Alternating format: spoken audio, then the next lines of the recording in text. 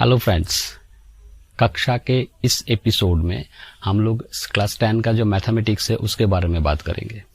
ठीक है, वो भी पहला वाला चैप्टर जो कि रियल नंबर्स के बारे में बारी बारी पर पूरी बारीकी से हम लोग पढ़ाई करेंगे। हर टॉपिक हम लोग इसी वीडियो में सॉल्व करेंगे। ठीक है, ईडीएल को रियल नंबर से हटा दिया गया है, कोई बात नहीं, ईडीएल को भी हम लोग इसी वीडियो में टच करेंगे, क्योंकि जो बच्चे आगे जाके मैथमेटिक्स के लिए पढ़ाई करना चाहते हैं तो ईडीएल उनके लिए जरूरी है। तो ये ईडीएल भी मैंने इस वीडियो में टच किया हुआ है। ईडीएल को भी आप लोगों को पूरी तरीके से समझा दिया जाएगा, मगर ईडीएल का जो सम है वो सारे हम लोग यहाँ पर नहीं करेंगे। ठीक है, तो वीडियो आप लोगों के लिए बहुत अच्छे लगने वाले हैं। टिल तक बने रहिए, लास्ट तक बने रहिए, वीडियो को देखिए। आप लोगों को रियल नंबर्स में कोई भी प्रॉब्लम नहीं आएगी। रियल नंबर्स इस वीडियो के बाद आप लोगों के लिए एकदम आसान हो जाएगी। ठीक है, नमस्कार दोस्तों, मैं हूं डॉक्टर एडी मित्र और कक्षा के इस एपिसोड में आप लोगों का स्वागत है। चलून शुरू करा जाक।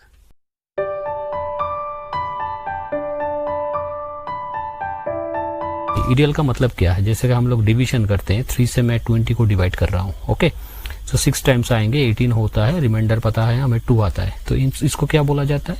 इसको डिवाइजर बोलते हैं। डिवाइजर। इसको क्या बोला जाता है? इसको डिविडेंड बोलते हैं। डिविडेंड बोलते हैं। इसको क्या बोलते हैं? कोशेंट। ठीक है, इसको क्या बोलते हैं? रिमाइंडर। पता है वो सारी चीजें हम लोगों को। ठीक है, इंग्लिश में ही बताया हम लोगों ने। तो डिवाइजर को बंगाली या फिर हिंदी में बोलते हैं भाजक। ठीक है, इसको डिविडेंड को बोला जाता है भाज्य, मतलब जिसको भाग कर रहे हैं या फिर डिवीजन कर रहे हैं। कोशेंट को हम लोग भागफल बोलते हैं और रिमाइंडर को भागशेष बोलते हैं। ठीक है, वो सारे आप लोग नोट कर सकते हो। ओके, अभी ये वाला जो सिंपल सा सम है, क्लास लगभग 3 या फिर 4 का सम है, वो मैं क्यों बता रहा हूँ आप लोगों को यहाँ पर। इसमें से एक रिलेशन हमें निकालना है। देखिए, अगर मैं कोशेंट के साथ डिवाइजर को मल्टीप्लाई करूंगा और साथ में अगर रिमाइंडर को ऐड करूंगा, सो क्या निकल के आ रहे हैं? कोशेंट क्या था इस सम में? 6 है। ठीक है, डिवाइजर क्या है इस सम में? डिवाइजर है इसमें 3। ओके, 6 into 3 प्लस रिमाइंडर क्या है? 2। इसमें से क्या निकल के आ रहा है? 6 into 3 मतलब 18, 18 प्लस 2 मतलब 20। इसका मतलब क्या है? कोशेंट के साथ अगर मैं डिवाइजर को मल्टीप्लाई करूंगा, साथ में रिमाइंडर को ऐड करूंगा, तो मुझे डिविडेंड मिल रहे हैं। ठीक है, डिविडेंड मिल रहे हैं।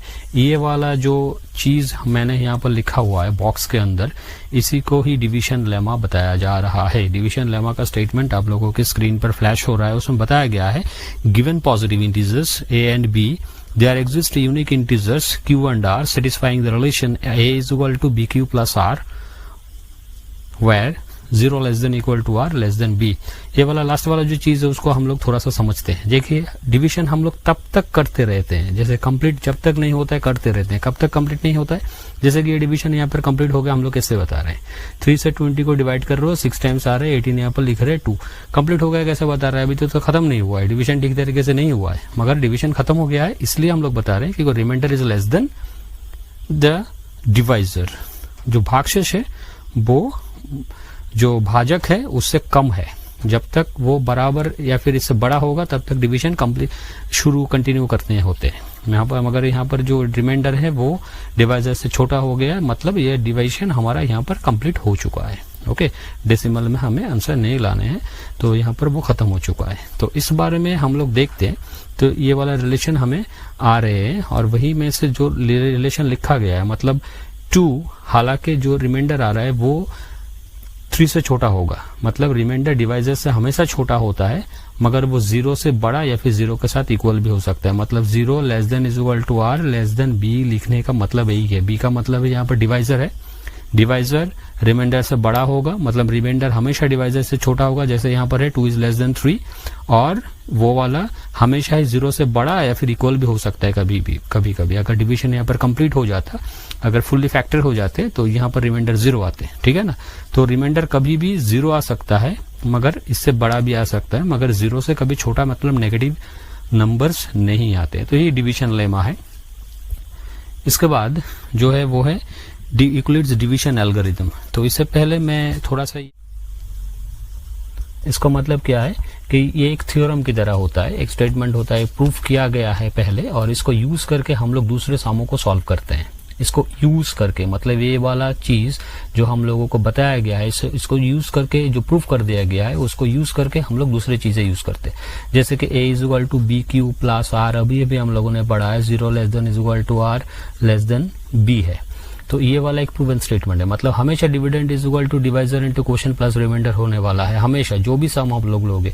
तो ये प्रूफ कर दिया गया है सभी सम के लिए, ठीक है। तो इसको अगर यूज करके हम लोग कुछ और सॉल्व करेंगे, कुछ और चीजें प्रूफ करेंगे, तो इसीलिए इसको लेमा कहा जाता है। अभी एल्गोरिदम का मतलब क्या है? एल्गोरिदम का मतलब क्या है? एल्गोरिदम का मतलब है किसी भी लेमा या फिर थियरम या फिर अलग सा स्टेटमेंट को यूज करके कुछ स्टेप्स को ले करके अगर कुछ मैथ्स को सॉल्व करेंगे, जैसे कि कुछ स्टेप में से कुछ मैथ्स को सॉल्व करेंगे तो उसी को एल्गोरिदम कहा जाता है। अगर मैथ्स से बाहर हम लोग सोचो आपके पास एक मशीन है, मशीन मतलब एक जूसर है, आपके पास एक जूसर है। मैं ड्राइंग में अच्छा नहीं हूं तो जूसर सोचिए ऐसा कि जूसर है, तो जूसर में आप लोग कुछ डालोगे वहां से कुछ निकलेगा। आपको बताया जा रहा है कि आप क्या कर रहे हो, आम का जूस बनाओगे, तो उसके लिए क्या डालोगे? पपीता तो नहीं डालोगे, उसके अंदर करेला तो नहीं डालोगे, तो क्या डालोगे? आम आपको लाना पड़ेगा। तो आम कैसे है, पूरे जो फुल आम होते हैं वैसे ही उसको बिना काटे तो आप लोग बिना छीले इसको तो डालोगे नहीं अंदर। तो पहला प्रोसेस क्या है? फर्स्ट प्रोसेस है इसको छीलो। फिर प्रोसेस क्या है? इसको बारी बारी छोटे छोटे पीसेस में इसको काटो, दूसरा प्रोसेस। तीसरा प्रोसेस क्या है? इसको अंदर डालो, ठीक है, तीसरा प्रोसेस हो गया। तो इसको फिर ग्राइंड करने हैं, मतलब जूस निकालने हैं जूसर में से, तो जूसर को ऑन करो, चौथा प्रोसेस हो गया ना, 4 स्टेप्स हो गए। फिर बाद में क्या है कि जो निकल के आएगा वहां से वो उसको किस ग्लास या फिर जार में उसको ले लो, ये हो गया 5वां प्रोसेस। तो क्या है? First step, second step, third step, fourth step, then 5th step. इसमें से अगर कोई भी स्टेप अगर निकाल दो तो आपका जूस नहीं निकलेगा, कुछ और हो जाएगा।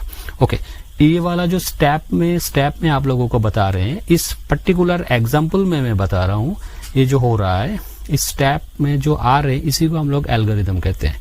ये बाहर वाले चीजों में हम लोगों ने देखा है, मैथ्स में आ जा रहे हैं। सोचिए हमें एक मैथ सॉल्व करने के लिए दिया गया है, तो उसके लिए कुछ स्टेप्स जरूर होंगे, जो पहले ये करना है, फिर वो करना है, ये वो करना है, वो करना है, ठीक है। तो किसी एक लेमा को यूज करके या फिर थ्योरम को यूज करके अगर कुछ स्टेप्स हम लोग बता करके किसी सम को सॉल्व करते हैं तो उसी को एल्गोरिदम कहा जाता है। समझ में आ गया आप लोगों को? ओके, तो अभी देखते हैं एक्चुअली एल्गोरिदम ये है, ये क्या है, क्या बता रहा है? बोल रहा है कि इस चैप्टर में जो यूक्लिड्स डिवीजन एल्गोरिदम हमें बताया गया है, इसका मतलब क्या है, इसका यूज क्या है? इसका यूज है हमें HCF निकालने होंगे, मतलब हाईएस्ट कॉमन फैक्टर निकालने हैं, जिसको गौशागु बोलते हैं बंगाली में, या फिर इसको HCF हाईएस्ट कॉमन फैक्टर बोला जाता है। HCF निकालना है हमें, तो HCF निकालेंगे किससे? यूक्लिड्स डिवीजन एल्गोरिदम को यूज करके। ओके, तो कैसे निकालेंगे? स्टेप क्या है? सोचिए हमें 2 नंबर दिया गया है। एक नंबर है, मैं सिंपल सा कोई नंबर ले लेता हूं, सोचिए एक नंबर है 9 और दूसरा है सोचिए 15। इन दोनों के बीच में हमें HCF निकालना है। बहुत ही आसान सा सवाल है, मगर मैं स्टेप्स दिखाने के लिए आपको बता रहा हूं। ईडीए कह रहा है कि पहले वाले स्टेप में आपको डिसाइड करना पड़ेगा कौन बड़ा है कौन छोटा है। 9 और 15 में से कौन बड़ा है? ऑब्वियसली 15 बड़े हैं, तो 15 इज मोर देन 9। ऐसे हम लोगों ने पहले देखा, कौन सा बड़ा है? 15 इज मोर देन 9 हो गया पहला।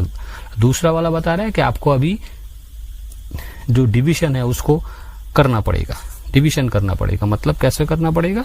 9 से आपको 15 को डिवाइड करने होंगे। करो डिवाइड, 9 1 टाइम्स आएंगे, ये 9 हो गया, फिर रिमाइंडर निकलेगा 6। अब ये बता रहे आपका अगर डिवीजन कंप्लीट हो जाता है, देन जिससे डिवाइड कर रहे हो वो वाला आपका HCF हो जाएगा, ठीक है। अगर डिवीजन कंप्लीट हो जाता है, डिवीजन कंप्लीट हो जाता है मतलब क्या है? यहाँ पर 0 आने चाहिए थे, 0 नहीं आया है, रिमाइंडर अभी भी कुछ है। रिमाइंडर अगर 0 आता है तो हम लोग यहाँ पर बोल रहे हैं कि डिवीजन कंप्लीट हो चुका है। अगर डिवीजन कंप्लीट होता है तो 9 को हम लोग HCF बता देते, हो गया ना। मगर डिवीजन हमारा कंप्लीट नहीं हुआ है, ठीक है। तो वो वाला रिमाइंडर से जो डिवाइजर है, अब सोचो जो वाला रिमाइंडर मतलब जो भागशेष है, उससे जो डिवाइजर है, जो भाजक है, उसको फिर से डिवाइड करना पड़ेगा। आप ऐसे करो, यहाँ पर एक लाइन लिख लो, 9 यहाँ पर लिखो, इसको डिवाइड करो, फिर से 1 टाइम आएगा 6, देन रिमाइंडर 3 आ रहे हैं। अभी भी रिमाइंडर 0 नहीं आया है, अभी रिमाइंडर क्या है? 3। ठीक इससे पहले डिवाइजर क्या था? 6 था, भाजक क्या था? 6 था। अभी 3 से 6 को डिवाइड करो, 2 ज़ा 6 आ रहे हैं, रिमाइंडर क्या आ रहा है 0। देखो अभी रिमाइंडर 0 आ रहे हैं, तो हम लोग HCF किसको कहेंगे, इस 3 को हम लोग HCF कहेंगे। Therefore HCF of 9,15 is 3। ठीक है, every composite number can be expressed as a product of primes and this arrangement is unique, ऐसा कुछ वो लोग बता रहे हैं। तो इसका मतलब क्या है, देखिए अगर मैं 40 को लूंगा, 40 का मैं उसका निकाल रहा हूँ, जो फैक्टर्स है क्या क्या है, मल्टीपल्स क्या क्या है, फैक्टर्स क्या क्या है, वो सारे मैं निकाल रहा हूँ। 40 को अगर आप लोग डिवाइड करोगे 2 से तो उसका निकलेगा क्या 20, फिर इसको डिवाइड करोगे 2 से निकलेगा फिर से 10, इसको फिर से डिवाइड करो 2 से निकलेगा 5, हो गया। तो 40 को हम लोग क्या लिख सकते हैं, 40 को लिख सकते हैं 2 इंटू 2 इंटू 2 इंटू 5। ये लोग यही बता रहे हैं कि every composite number can be expressed as the product of primes and this arrangement is unique. Order आपको ऑर्डर में लिखने हैं। अगर कोई ऐसे लिखता है 5 इंटू 2 इंटू 2 इंटू 2, तो वो लोग बता रहे हैं कि आपको ऑर्डर को मेंटेन करना पड़ेगा। छोटे वाले नंबर को पहले लिखो, फिर बड़े वाले नंबर को लिखो। कितने 2 थे, 2 क्यूब इंटू 5, ठीक है। तो ये फंडामेंटल थ्योरम ऑफ अरिथमेटिक, आपको ये सीखना है। ये वाला क्वेश्चन आपको बोर्ड में पूछा जाएगा। लगभग हर साल ईडीएल को पूछा जाता है, मतलब यूक्लिड्स डिवीजन लेमा, या फिर एफटीए को पूछा जाता है, मतलब फंडामेंटल थ्योरम ऑफ अरिथमेटिक। की दोनों में से एक स्टेटमेंट को पूछा जाता है कि स्टेट ईडीएल या फिर स्टेट एफटीए, ठीक है। तो इस साल तो ईडीएल नहीं है, तो एफटीए के ऊपर बहुत ज्यादा प्रेशर है। एफटीए शायद पूछा जाएगा इस बार। तो स्टेटमेंट क्या है, every composite number can be express. Books में अलग तरीका स्टेटमेंट है, मैं सिर्फ आपको समझाने के बोल रहा हूँ। Every composite number can be expressed as the product of primes and this arrangement is unique जाता है। तो एक्सरसाइज हम लोग शुरू करते हैं। जो सेकंड एक्सरसाइज है बहुत ईजी है, एक्सरसाइज 1.2। हालांकि एक्चुअली बात क्या है कि एक्सरसाइज 1.1 में ही कुछ सम ऐसे थे जिसको बच्चों को थोड़ा सा प्रॉब्लम होती थी सॉल्व करने में, वरना ये सारे बाकी सारे एक्सरसाइजेस बहुत ईजी है। पहला वाला एक्सरसाइज देखिए, उसमें क्या सम है। तो उसमें जो आपके स्क्रीन पर फ्लैश हो रहा है पहला वाला जी, express each number as a product of its prime factors, मतलब प्राइम फैक्टर्स में इसको डालने हैं। जैसे कि पहला वाला नंबर है 140, दूसरा वाला नंबर है 156, तीसरा वाला नंबर है 3825। इस तरीके से अलग अलग नंबर्स है, बहुत सारे नंबर्स है। मैं एक करता हूँ क्वेश्चन नंबर 2, जिसको आप देखते हो 156। इसको मैं अगर सॉल्व करूंगा तो इसको 2 से डिवाइड कर रहा हूँ पहली बार। तो 2 से डिवाइड करेंगे तो क्या निकलेगा यहाँ पर 7 ज़ा 14, देन 1 रिमाइंडर 16, 8 ज़ा, तो ये आ गए। फिर 2 से इसको डिवाइड करते हैं, 3 ज़ा 6, 1 रिमेन 18, तो 9 आ जाएगा। फिर इसको 3 से डिवाइड करते हैं तो निकल के आएगा 13। अभी देखो क्या करने हैं, वो लोग क्या बता रहे थे, 15 is equal to 2 into 2 into 3 into 13, ऐसे लिखने के लिए बोल रहे थे। तो प्राइम फैक्टर इसका खत्म हो गया है। तो बाकी सारे सम वैसे ही है, थोड़ा सा बड़ा है, आप लोग उसको वैसे ही सॉल्व करना है। फिर मैं दूसरा ही करता हूँ, सोचिए नंबर 3 है। तो नंबर 3 में क्या बता रहे हैं, 3825, इसको डिवाइड करो, 5 से इसको डिवाइड करने हैं, क्योंकि ये इवन नंबर तो ऑब्वियसली नहीं है। कैसे पता चलता है, आप लोगों को पता है। अभी इसको 5 से डिवाइड करते हैं तो क्या निकलेगा, 7 ज़ा 35, 3 रिमेन कर रहा है 32, 6 ज़ा 30, देन 2 रिमेन कर रहा है 5। फिर इसको 5 से डिवाइड करना पड़ेगा, 1 ज़ा, देन 2 रिमेन हो रहे हैं 26, 5 5 ज़ा 25, 1 रिमेन कर रहे हैं 15, 3 ज़ा 15। अभी ये देखो 8 एंड 1 9 हो रहे हैं। अभी ये वाला 2 से डिवाइड नहीं होने वाला, मगर 3 से डिवाइड होगा। तो ठीक है, मैं इसको 3 से डिवाइड करता हूँ। पहले भी 3 से डिवाइड होता था, बड़े नंबर से डिवाइड करने से छोटा हो गया। तो 3 से इसको डिवाइड करते हैं, क्या निकलेगा यहाँ पर 5 ज़ा 15 एंड 1 ज़ा। तो इसको फिर से 3 से डिवाइड करते हैं तो क्या निकलेगा 17, शायद हो गया। अभी 17 को और काट नहीं सकते, मतलब 17 को अगर 17 से डिवाइड करोगे तो 1 निकलेगा, हो गया। तो अभी क्या है, इसका प्राइम फैक्टराइजेशन क्या निकल के आया, 3825। देखिए मैंने पहले ही बताया था कि छोटे जो नंबर है उसमें से आपको स्टार्ट करना है। तो मैं क्या लिखूंगा, 1 को हम लोग हमेशा लिखने नहीं है, या फिर 1 को प्राइम फैक्टराइजेशन से एक्सक्लूड किया जाता है, क्योंकि 1 सभी को डिवाइड कर सकता है, सभी के लिए इसका फैक्टर है, तो उसके लिए इसको डिवाइड मतलब छोड़ा जाता है। तो पहले एक 3 आएगा, फिर 3 आएगा, 2 3 था यहाँ पर, 2 5 भी थे, 5 भी लिखो, ऐसे 5 हो गया, फिर 17 हो गया। तो इसका प्राइम फैक्टराइजेशन कंप्लीट। बहुत ही ईजी सम है, आप लोगों को पता चल गया है। बाकी जो सम है थोड़ा सा बड़ा है, मैं आप लोगों के लिए दूसरा वाला जो सम है उसमें बता रहे हैं, find the LCM and HCF of the following pair of integers and verify the LCM into HCF is equal to product of the two numbers। ये वाला एक थ्योरम है, ये फिर थ्योरम नहीं, मैं एक फार्मूला बता रहा हूँ।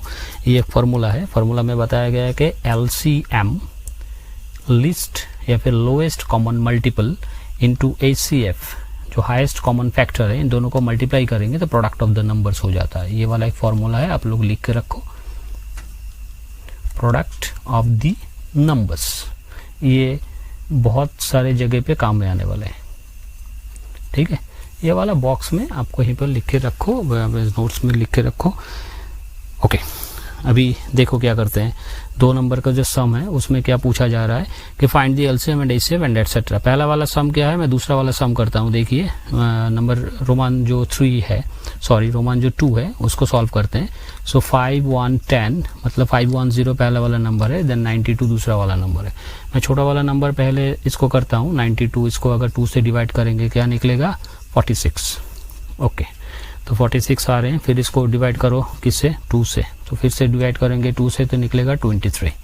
और तो इसको डिवाइड नहीं कर सकते क्योंकि ये 23 एक प्राइम नंबर है। ओके, 23 को अगर 23 से डिवाइड करोगे तो यहाँ पर 1 निकल के आएगा, ठीक है ना। ओके, बराबर। फिर देखो क्या करना है, फिर 510 इसको डिवाइड करने, किससे डिवाइड करेंगे, 2 से डिवाइड करेंगे। 2 से डिवाइड करेंगे आएगा 25, देन 1 रिमेन, फिर से 5 आ जाएगा, ठीक है। फिर इसको 2 से तो डिवाइड नहीं कर सकते, ठीक है, इसको 3 से डिवाइड कर सकते हैं।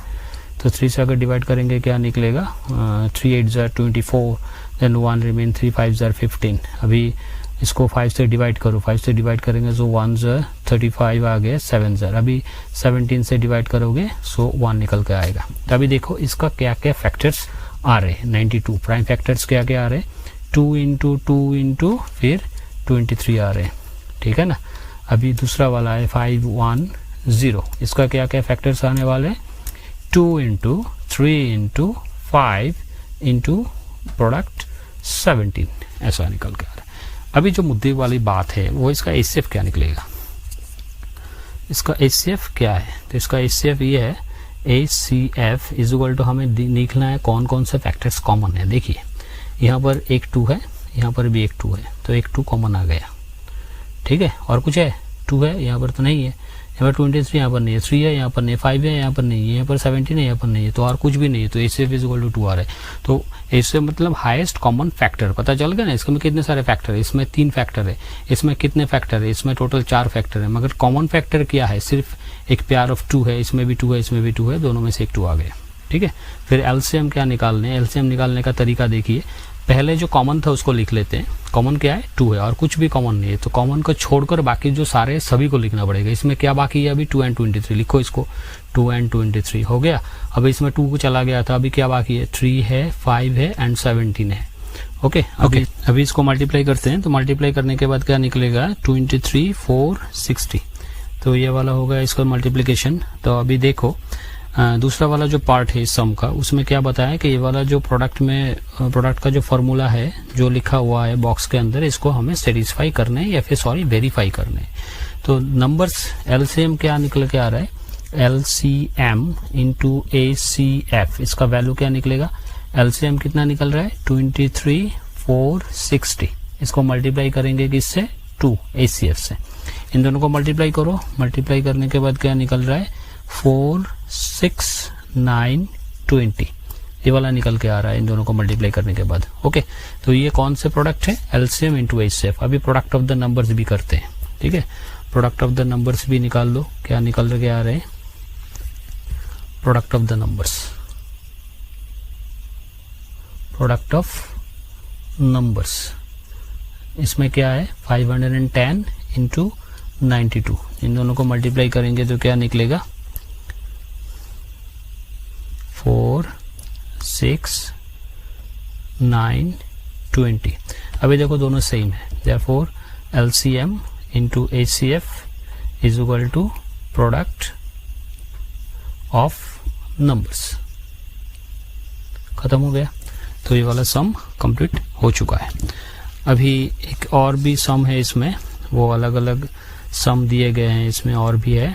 तो देखो अभी मैंने कौन सा किया है, नंबर रोमान 2 वाला किया हुआ है। रोमन 3 में क्या है, अभी रोमन 3 में दिया गया है 336 इंटू 54।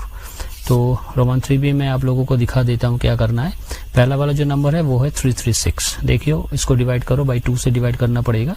सो 1 देन 1 रिमेन 13 6 ज़र आएगा 12 देन 1 रिमेन 16 8 ज़र, फिर इसको 2 से डिवाइड करेंगे 8 एंड 4 निकलने वाले, फिर इसको 2 से डिवाइड करेंगे 4 एंड 2 निकलने वाले, फिर इसको 2 से डिवाइड करेंगे 2 इंटू 1 निकलने वाले, 3 से डिवाइड करेंगे 7 निकलेगा, 7 से डिवाइड करेंगे 1 निकलेगा। ये पहला वाला है। दूसरा वाला नंबर क्या था, वो था 54, ठीक है ना 54। इसको 2 से डिवाइड करो 27 निकलने वाला है, 3 से डिवाइड करो 9 निकलने वाला है, 3 से डिवाइड करो 3 निकलने वाला है। हो गया। अभी यहाँ पर लिखते हैं 54, इसका हम लोग तोड़ने के बाद क्या निकल के आ रहे थे 2 into 3 into 3 into 3, 3 3s and 1 2 निकल के आ रहे हैं बराबर। फिर 336, इसका क्या फैक्टर्स निकल के आ रहे हैं, देखिए बहुत बड़ा है। पहले 4 2s आएंगे, 4 2s, 2 multiply by 2 then multiply by 2 then another 2 is there, now what we have then 3 and last में आ रहा है 7, 1 को तो हम लिखते नहीं है बराबर। तो अभी देखिए इन दोनों का प्राइम फैक्टराइजेशन ये कुछ हो गया है। पहला वाला एचसीएफ निकालते हैं, वो वाला इजी है। पहले हमें सिर्फ देखना है कौन से फैक्टर्स कॉमन है। यहाँ पर एक 2 है, यहाँ पर भी एक 2 है, लिख लेते हैं। यहाँ पर अब 2 नहीं है तो 2 यहाँ पर होने से कॉमन नहीं होने वाला। ओके, यहाँ पर 3, इधर एक 3 है, इधर एक 3 है, तो एक 3 भी आ गया। अभी यहाँ पर और कोई 3 नहीं है, सो इसके साथ किसी को और कॉमन नहीं ले सकते, ठीक है ना। एक एक था, एक एक इसके साथ हम लोगों ने कॉमन करके लिख लिया। इसमें और है नहीं, इसके साथ कॉमन में है नहीं है। इसमें 2 3 और भी है मगर इसमें कोई और 3 बाकी नहीं है। इसमें 2 3 2s और भी है मगर यहाँ पर नहीं है, तो हम लोग उसको कॉमन बोल नहीं सकते। यहाँ पर 7 है मगर यहाँ पर 7 नहीं है, तो कॉमन नहीं है। तो इसका एचसीएफ क्या निकल के आ रहा है 6, ठीक है ना। अभी इसका एलसीएम निकालो। एलसीएम क्या निकल के आ रहे हैं, देखिए जो कॉमन आ चुका है उसको तो लिखना पड़ेगा। इन दोनों में से 2 में से एक हम लोगों ने लिख लिया था, इन दोनों 3 में से एक 3 हम लोगों ने लिख लिया था। इसलिए अगर नीचे आप लोग कुछ नोटेट कर दोगे तो गिनती में प्रॉब्लम नहीं होगी। बाकी ये दोनों 3 बाकी थे, दोनों को लिख लो। यहाँ पर ये 3 2s बाकी थे, तीनों को लिख लिया मैंने, और एक 7 भी बाकी है, ठीक है। अब इसको मल्टीप्लाई कर दो। मल्टीप्लाई करने के बाद क्या निकलेगा, देखो 4 2s है मतलब 16 है, यहाँ पर 3 3s है मतलब 27 है इंटू 7 है। इन सभी को मल्टीप्लाई करने के बाद कुछ ना कुछ तो जरूर निकलेगा, वो लोग आप लोग कर लो। और फिर इसको इस प्रोडक्ट में डालना है। पहले क्या करना है, इन दोनों को मल्टीप्लाई करना है, फिर इन दोनों को मल्टीप्लाई करना है। दोनों नंबर सेम हो जाएंगे, कोई बात नहीं है, बराबर, बहुत ही ईजी सम है, आप लोग कर सकते हो, बहुत बढ़िया। ओके, नंबर 2 देखते हैं। इसमें कितने नंबर है, 17 है।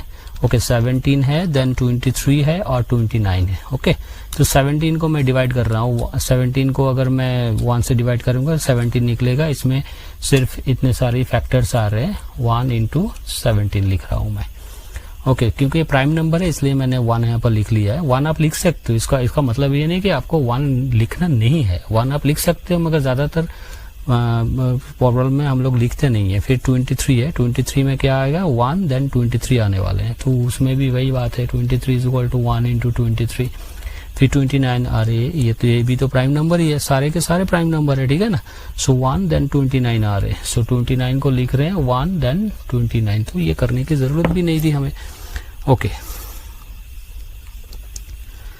तो ये तीनों नंबर का जो प्राइम फैक्टराइजेशन हो चुका है। अभी हमें एचसीएफ निकालना है। अभी सोचो एचसीएफ क्या है, क्या कॉमन है इन सभी में। देखो ना, इसमें 2 फैक्टर, इसमें भी 2 है, इसमें भी 2 है। क्या कॉमन है, सभी में 1 करके ही कॉमन है और कुछ नहीं है।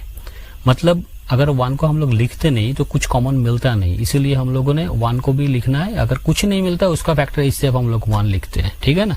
तो इसमें 1 कॉमन है तो 1 इसके लिए आ जाएगा। अगर सोचो मैं हम लोगों ने 1 यहाँ पर लिखा नहीं था, 17 23 एंड 29 है, मतलब कुछ भी कॉमन नहीं है। जब कुछ भी कॉमन नहीं आता है उसका 1 एचसीएफ होता है, मतलब कॉमन तो 1 ही है, ठीक है ना। फिर क्या है, एलसीएम हमें निकालना है। एलसीएम क्या होगा, 1 तो बराबर वो वाला कॉमन आ चुका है, फिर 17 यहाँ पर बाकी है, लिखो इसको। फिर नीचे वाले फैक्टर में 23 भी बाकी रहेगा, फिर 29 भी है। सभी को मल्टीप्लाई करो, जो आंसर आएगा वो वाला एलसीएम का है, ठीक है ना। बराबर पता चल गया आप लोगों को। तो मैंने ऐसे ही सम लिया है जिसमें कुछ है नहीं, ठीक है। मैं और सम करके दिखाता हूँ आप लोगों को। क्वेश्चन नंबर 3 जो है, 3 रोमन 3 में रोमन 3, तो ये वाला सम भी देख लो। क्या क्या नंबर है, 8 है, 9 है एंड 25 है। तो पहला वाला 8 है, इसको फैक्टराइज करो, 2 आएगा, 4 आएगा, देन 2 आएगा, अगेन 2 आ रहे हैं। सो 8 किसको कितने बार 2 आ रहे हैं, 2 टाइम्स आ रहे हैं। सिर्फ 9 है तो मैं इसको 9 करूंगा तो यहाँ पर ऐसे लिखता हूँ, ठीक है। फिर क्या है 25 है, 25 में क्या आएंगे 2 5 आएंगे। देखिए यहाँ पर मैंने 1 लिखा नहीं है, तो अगर इसका HCF कुछ भी कॉमन नहीं आ रहा है तो हम लोग उसको 1 लिखेंगे, कुछ कॉमन नहीं है, अब देख लो एक बार। और बाद में क्या है LCM हमें निकालने हैं, LCM लिस्ट कॉमन मल्टीपल या फिर लोएस्ट कॉमन मल्टीपल। इसमें क्या है देखिए पहले तो 1 तो है उसको नहीं लिखेंगे, पहले 3 2 है, तीनों 2 को लिख लो क्योंकि ये तीनों 2 नहीं आ रहे थे। फिर 3 और 2 3 भी है, 2 5 भी है, इसको मल्टीप्लाई करो कितने आ रहे हैं 8 इंटू ये क्या है 9 है और इधर 25 है, तो इन दोनों को मल्टीप्लाई करेंगे लगभग 200 आएगा और 9 आ रहे हैं, सो 18 देन 100, ये वाला आ रहा है LCM। ठीक है, ओके। तो आप लोगों ने होते हैं तो इसे आसानी हो जाती है। नंबर 4 में क्या है देखिए, given that HCF of 306675 is equal to 9, find LCM of this 2 numbers. देखिए अब क्या बात है, लिखा कैसे गया है उसको पहले समझिए। HCF ब्रैकेट डाला गया है 306, कॉमा दिया है बीच में 6, 5 क्या है, हाँ 5 है, 7 है, ठीक है।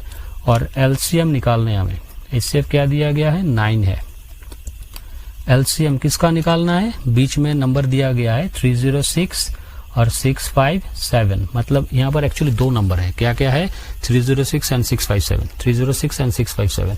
इन दोनों का LCM हमें पूछा गया है, क्वेश्चन में ऐसा ही बताया, इन दोनों का LCM हमें पूछा गया है, इन दोनों का HCF हमें दिया गया है। देखिए अभी जो प्रोडक्ट वाला फॉर्मूला हम लोगों ने देखा था, क्या देखा था, LCM product of HCF is equal to क्या होता है, प्रोडक्ट ऑफ नंबर्स, ठीक है ना। दोनों नंबर को मल्टीप्लाई करेंगे तो वो वाला LCM और HCF का प्रोडक्ट होने वाला है। बहुत इजी सम है, क्लास 10 का सम है ही नहीं, बच्चों का सम हम लोगों को दे दिया गया है, ठीक है ना। तो अभी देखिए इन दोनों को सॉल्व करने के लिए क्या करेंगे, हम लोग लिखते हैं we know that LCM into HCF is equal to product of the numbers, मतलब 306 इंटू 657, वी नो दैट, तो ये हो गया बराबर, या फिर हमें पता है, ये पता है, क्या पता है, जो लिखा हुआ है। अभी LCM को लेफ्ट हैंड साइड में रखते हैं, ये 306 राइट साइड में चला गया, फिर 657 भी राइट साइड में चला गया, नीचे लिखते हैं HCF, ठीक है। अभी देखो अभी क्या है 306 है, फिर बाद में 657 है, नीचे आ रहे हैं 9। अभी डिवाइड करो ना, इसको डिवाइड करने से ही LCM निकल आएगा। ये कितने आ रहे हैं, 3 से इसको डिवाइड कर सकते हैं, 12 एंड 6 18, ओके। इसको 3 से डिवाइड कर सकते हैं, तो 3 से इसको डिवाइड करो, छोटा हो जाएगा ज्यादा। 2 6 1 27 निकल रहा है, 3 9 27, ठीक है। फिर 3 से इसको डिवाइड कर सकते हैं ना, 10 एंड 2 12, 3 से इसको डिवाइड कर सकते हैं, तो 7 21, देन 9 3 9 हो गया, ठीक है। सो 73 और इधर क्या निकल रहा है 306, सो 306 इंटू 73, इन दोनों को मल्टीप्लाई करने के बाद जो नंबर आएगा वो वाला इसका LCM। अभी हम लोग क्वेश्चन नंबर 5 देखेंगे, उसमें कुछ बताया गया है। क्वेश्चन आपके स्क्रीन पर फ्लैश हो रहा है। 6 to the power n can and with the digit 0 होगा कि नहीं, वो हमें चेक करने हैं। देखिए पूछा क्या है एक्चुअली, इसको पहले हम लोग समझ लेते हैं। 6 to the power n, इसको वो बोला गया है कि ये डिजिट 0 से एंड होगा कि नहीं होगा। डिजिट 0 से एंड होने का मतलब क्या है, जैसे कि 560 में एक नंबर लिखता हूँ, 725 देन 0, ऐसा मतलब 7250, इस तरीके से कुछ नंबर है। मतलब लास्ट जो डिजिट है वो 0 से खत्म हो रहा है, ठीक है। ये सारे नंबर, ये एकदम छोटा जो नंबर है जो 0 से खत्म हो रहा है वो है 10। क्या होगा फैक्टर में 2 and 5। दूसरा एक नंबर लीजिए जो है नेक्स्ट 120, इसको अगर फैक्टराइज करेंगे क्या मिलेगा, लाइक दिस। तीसरा एक नंबर लेते हैं 30, इसको अगर फैक्टराइज करेंगे क्या निकलेगा 2 into 3 into 5, ठीक है। थोड़ा सा एक बड़ा 3 डिजिट वाला नंबर लेते हैं, सोचिए ये 100 है। 100 को अगर मल्टीप्लाई करेंगे ये कुछ इस तरीके से दिखाई देगा फैक्टराइज होने के बाद। क्या आप लोग इसमें कुछ इस तरीके की कोई सिमिलरिटी देख रहे हो? जो भी नंबर 0 से एंड हो रहा है उसमें एक 2 और एक 5, that is a pair of 2 and 5 as a factor जरूर होते हैं, एटलीस्ट 1 2 एंड 1 5 उसमें होते ही होते हैं। जैसे कि 20 इसमें भी ये वाला चीज है, इसमें भी है, इसमें भी देखिए है, इसमें भी देखिए है। मतलब कोई भी नंबर जो 0 से एंड हो रहा है उसमें एक 2 और एक 5 जरूर होने चाहिए। तो ये वाला चीज यहाँ पर कैसे लागू होगा, अभी इसको समझते हैं। 6 टू द पावर n, इसका मतलब क्या है? 6 टू द पावर n का मतलब है कि n जो है कि वो नेचुरल नंबर है। नेचुरल नंबर आप लोगों को पता है, मैं उसके बारे में डिटेल में नहीं जा रहा हूँ। 1 से शुरू होगा, 1 2 3 5 एटसेट्रा एटसेट्रा आएंगे। तो सोचिए अगर 6 का n का वैल्यू 1 है तो ये 6 आने वाला है। ये कभी भी 0 से एंड नहीं हो रहा है। अगर 2 होगा तो 36 आएंगे। अगर 3 होंगे मतलब 6 क्यू इज इक्वल टू, आप लोग मल्टीप्लाई इसको करोगे 3 टाइम्स तो उसका वैल्यू आ रहा है 216, बराबर है। ठीक है, इस तरीके से अगर आप नंबर से इंक्रीज करते जाओगे, 6 टू द पावर 5 उसका भी वैल्यू आएगा, 6 टू द पावर 5 इसका भी वैल्यू आएगा। यहाँ पर तो ठीक ठाक है, कैलकुलेशन कर सकते हो, मगर एन का कोई एंड नहीं है, क्योंकि जो सेट ऑफ नेचुरल नंबर का जो बताते हैं हम लोग, वो वाला एक इनफाइनाइट सीरीज है। सीरीज मतलब इनफाइनाइट एक सेट है। ठीक है, तो इसका वैल्यू हम लोग कैसे लिखेंगे, इसको सॉल्व कैसे करेंगे? सीधी तरीके से देखिए, एकदम से इजी है। 6 टू द पावर n को हम लोग ऐसे लिखते हैं 2 into 3, मतलब 6 को कैसे लिखा जाता है? 2 3 3 2 इस तरीके से लिखा जाता है। Whole to the power n था, बराबर है, मतलब 2 टू द पावर n है into 3 to the power n है। मतलब n का वैल्यू जितना आप इंक्रीज करते जाओगे 6 के सर पर, उतना ही टाइम्स 2 और 3 भी आने वाले हैं। मतलब अगर n का वैल्यू 3 है तो इसका जो फैक्टराइजेशन होगा, फैक्टराइजेशन में 3 2s एंड 3 3s आएंगे। अगर इसका वैल्यू 10 है, मतलब n का वैल्यू अगर 10 है तो 2 to the power 10 and 3 to the power 10 इस तरीके से आएंगे। इसका मतलब क्या है? सिर्फ 2 एंड 3 ही बराबर एक के बाद एक आते जाएंगे। जितना भी आप n का वैल्यू इंक्रीज करोगे उसमें क्या इंक्रीज होंगे? 2 और 3 नंबर्स में आने शुरू हो जाएंगे। मगर हमें क्या चाहिए? 2 and 5, at least 1 pair of 2 and 5 होने ही चाहिए थे। इसमें 5 आने की कोई भी चांसेस नहीं। अब n का वैल्यू जितना भी इंक्रीज करते जाओ उसमें कोई फर्क नहीं पड़ने वाला, मतलब 5 का वैल्यू यहाँ पर आएंगे ही नहीं। तो क्या बात है यहाँ पर? तो इसका वैल्यू निकल रहा है 2 to the power n into 3 to the power n multiplied by 3 to the power n। तो क्या आ रहा है यहाँ पर? अभी देखो इसको हम लोग कैसे लिखेंगे या फिर इसको कैसे हम लोग एक्सप्लेन करेंगे। तो लिखते हैं 6 to the power n has factors like 2 and 3, but for a number which ends with digit 0,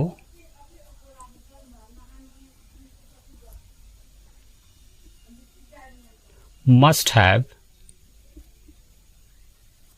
at least 1 2 and 1 5 as a factor, as factors.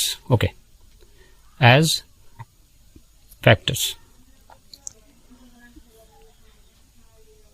For 6 to the power n we don't have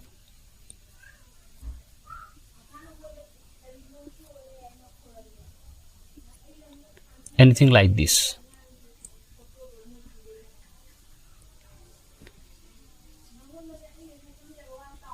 Hence 6 to the power n cannot end with digit 0. समझ में आया आप लोगों को? ये जो लेख मैंने लिखा हुआ है ये आप लोग जैसे सोचते हो वैसे भी लिख सकते हो। ये कुछ प्योर मैथमेटिक्स की तरह पार्ट है। इसमें क्या है कि आपका जो लॉजिक है वो लॉजिक सही है। मतलब क्या लॉजिक है कि इसमें 2 और 5 होने चाहिए। वो आप किस तरीके से लिखोगे वो आपके ऊपर डिपेंड करता है। मैंने ऐसे यहाँ पर लिखा हुआ हूँ। थोड़ी देर बाद शायद मैं ये वाला सम दूसरे तरीके से लिखूंगा। ठीक है, तो लिखावट के ऊपर मत जाइए। जो थिंकिंग है उसको आप कैसे इम्प्लाई करोगे वही तरीका सही है। ठीक है, फिर हम नेक्स्ट सम में जाते हैं। वो सम भी हम लोग देखेंगे। 6 नंबर में क्या पूछा है, आप क्वेश्चन पढ़ो, उसमें लिखा हुआ है फुल स्क्रीन पर, explain why 7 multiplied by 11 multiplied by 13 plus 13 and another number is there, 7 into 6 into 5 into 4 into 3 into 2 into 1 plus 5 are composite numbers.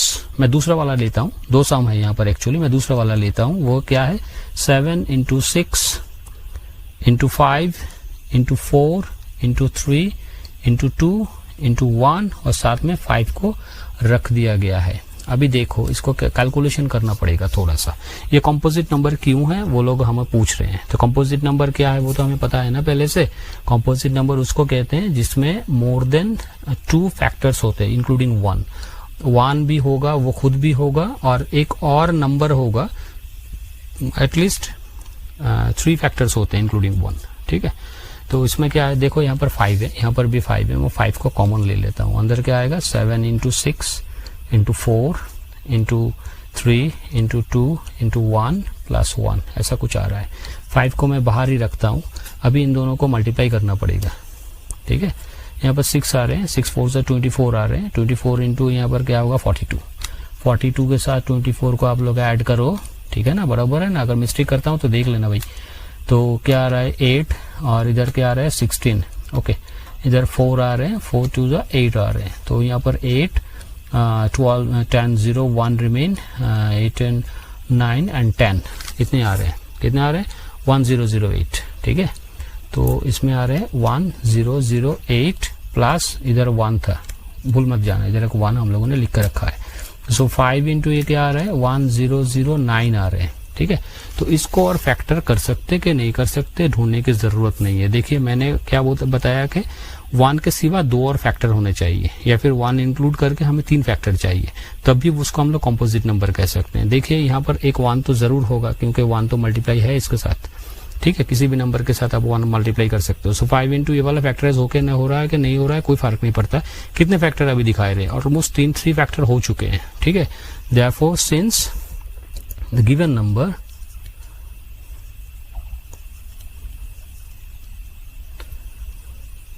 have more than 2 factors,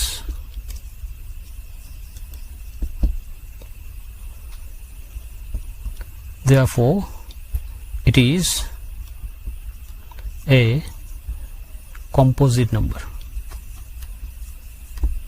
size 1.2 है, उसका 7 नंबर सम सॉल्व करेंगे। तो उसमें क्या बताया गया, बहुत बड़ा एक क्वेश्चन है, ठीक से पढ़िए पहले। तो there is a circular path around a sports field.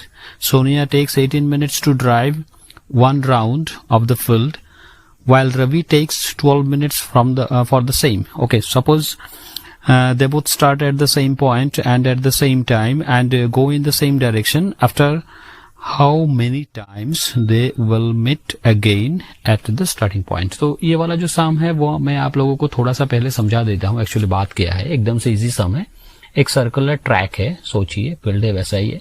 तो ये वाला स्टार्टिंग पॉइंट है। एक लड़का है, एक लड़की है सोनिया और एक लड़का है रवि।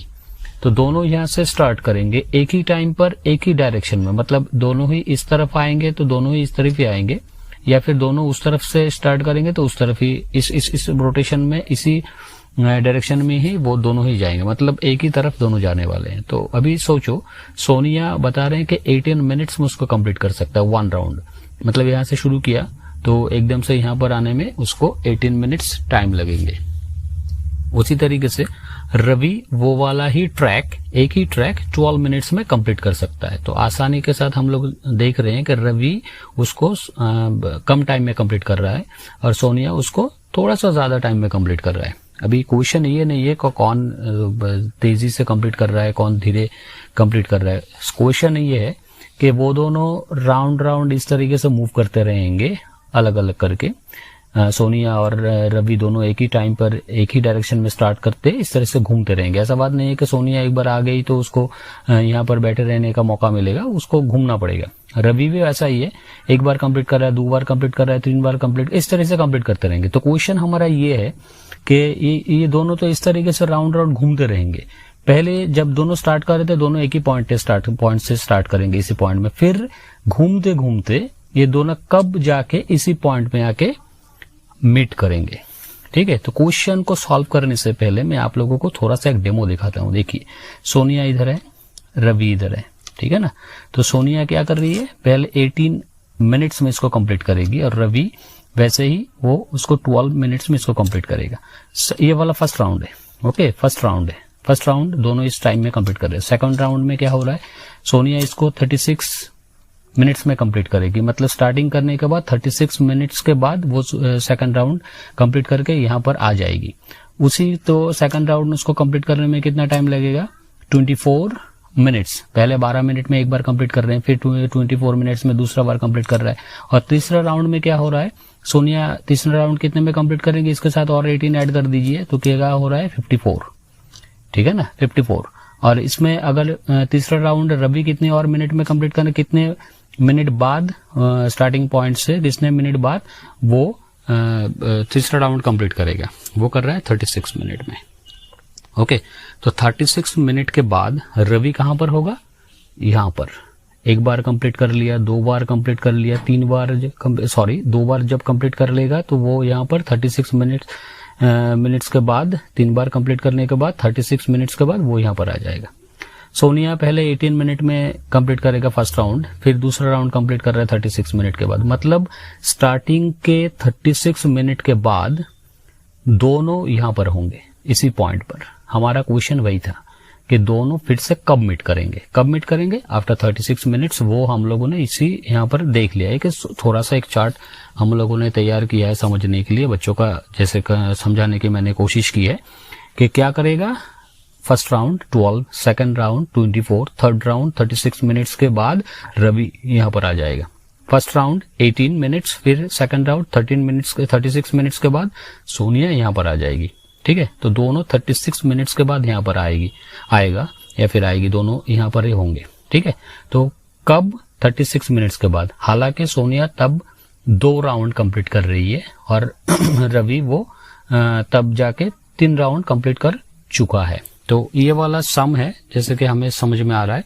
तभी इसी सम को हमें सॉल्व करने हैं। तो सॉल्व कैसे करेंगे, देखिए मैं जब क्वेश्चन पेपर चेक करता हूं तो उसमें दिखाया जाता है कि बच्चे इसको इस तरीके से सॉल्व करते पहले कहानी लिखते हैं। कहानी कैसा, Sonia will completes the first round in 18 minutes and Ravi will completes in 12 minutes. So Sonia is taking much more time than Ravi and after that etc. बहुत सारे लिख करके इतना बड़ा कुछ लिख देते हैं। जरूरी नहीं है कि कहानी लिखना है मैथ्स में, मैथ्स को मैथ्स की तरह सॉल्व करो। तो हम लोग क्या करेंगे, देखो यहाँ पर Sonia is taking more time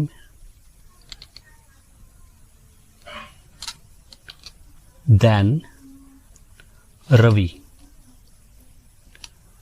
to complete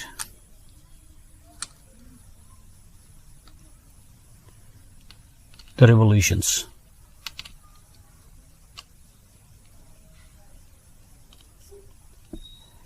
ठीक है, तो पहला वाला जो रोटेशन है उसके लिए हम लोग बोल रहे हैं। So let us take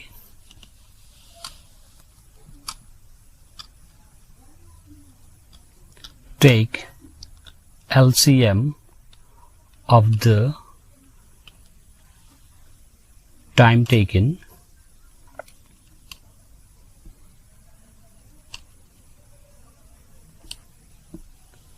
for the first round. That will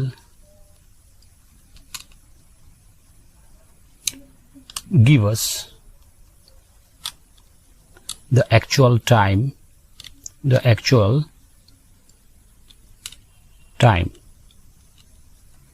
in which they will meet again. Okay, तभी देखिए सोनिया कितने टाइम ले रही थी, 18 मिनट्स। ठीक है, तो उसका क्या फैक्टर आएगा, 2 into 3 into 3। और रवि कितना टाइम ले रहा था, 12 मिनट्स, तो उसका फैक्टर क्या आएगा, 2 into क्या आ रहा है, 3। ओके, तो अभी देखो उसका एलसीएम क्या होगा, एलसीएम इज इक्वल टू दोनों में क्या कॉमन है, 2 कॉमन है। सो दिस 1 2 एंड दैट 1 2, हम लोग 2 कॉमन ले रहे हैं, एक 3 भी कॉमन है, सो एक 3 भी ले रहे हैं। तो इसमें बचा क्या है, एक और 3 है, बच गया। इधर क्या बचा है, एक और 2 है, वो भी बच गया। तो अभी देखो इनका मल्टीप्लाई करते हैं, क्या निकला, 6 6 36 मिनट्स। सो और therefore after 36 minutes they will meet again